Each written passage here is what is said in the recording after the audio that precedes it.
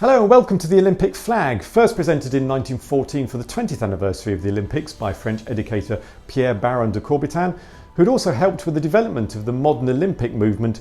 The 5 interlaced rings that represent the 5 parts of the world joining together in the Games. Okay, so technically there's 7 continents, but Antarctica doesn't send anyone and North and South America is counted as 1 here.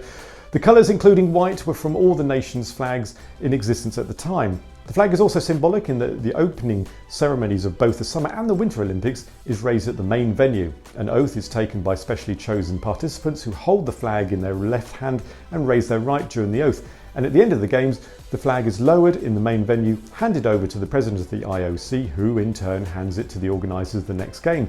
That country then has the rights to incorporate the 5-ring logo into their own version, some which do it better than others, and some, like Munich in 1972, didn't include the rings at all.